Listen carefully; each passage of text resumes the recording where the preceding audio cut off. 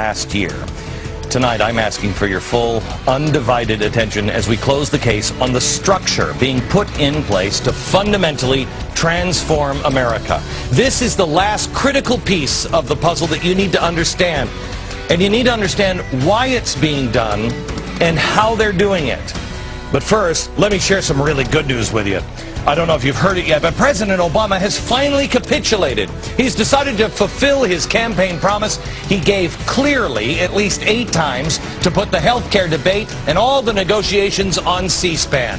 Due to mounting pressure, Obama announced today that he will open up the health care debate to the American public and broadcast the congressional proceedings on the bill on C-SPAN for 1 full hour.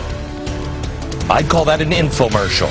That should be plenty of time to fill in the citizens of this country on every detail of the 2,500-page bill, don't you think? By the way, only the bill that will fundamentally transform our republic.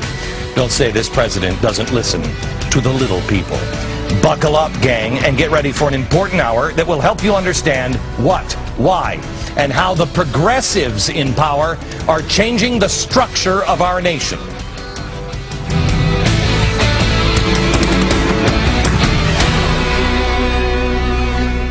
I want to start with a kind of a personal note. By the way, hello, America. I don't know if I've ever told you why I believe some of the things that I do, or how I began my journey into believing what I do. It's funny that the Uber left tries to discredit me by calling me a conspiracy theorist, because I've always made fun of conspiracy people. But sometimes there are conspiracies, and sometimes it's just plain out in the open, and you just have to be willing to look at it. Conspiracies aren't conspiracies when they're true and open. We have been closing the case this week on all of the things that we talked about last year, because we have to move on. We can't still sit here and say, gee, I wonder if this is what they're doing. We have to move to the position of what are we going to do about it now? And that's where we start next week. More and more Americans are finding themselves where I am, in a place where you don't want to believe the stuff that you now do, even the stuff that you would have thought a year ago was crazy town.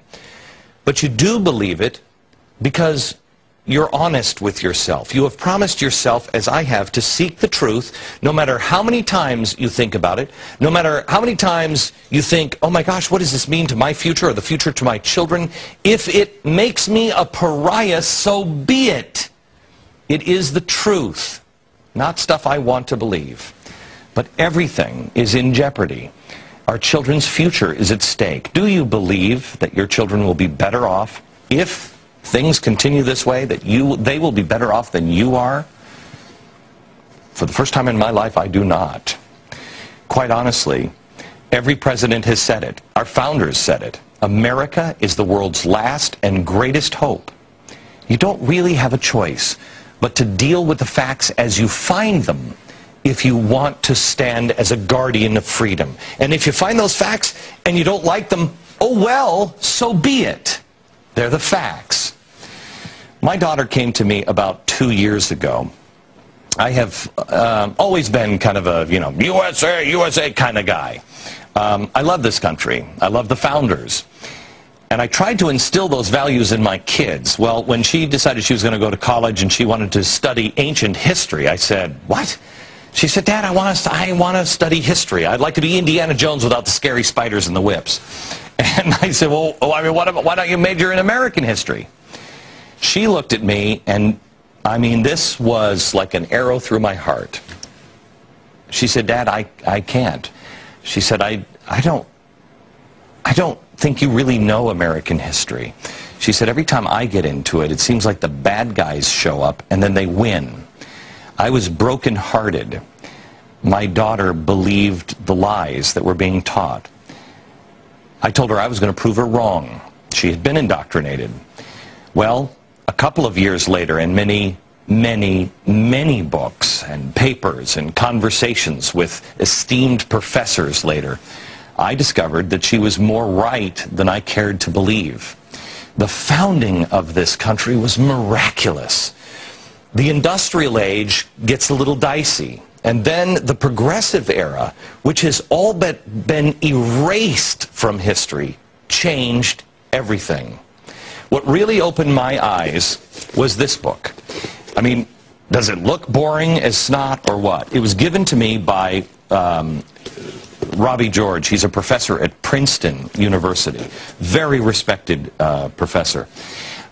I started finding out about early American progressivism, and he gave me this book. It's written by R.J. Pestrito, who's now a friend of mine. Woodrow Wilson and the Roots of Modern Liberalism. This is my son. He drew a little picture of me in the front. He's 5. Although it does have a striking resemblance to me, doesn't it? It is one of the most boring books you'll ever read. It is just eye-bleed boring. But I learned things about our nation and the progressive era that I prayed were not true. And I didn't go here. I went to all kinds of other books on progressives. And then I went to the progressive words themselves. And the more I read, the more sad I became, because I saw their influence. I saw what they set up. They started a 100-year time bomb. They planted it in the early 1900s, mainly with this guy, Woodrow Wilson. One evil SOB.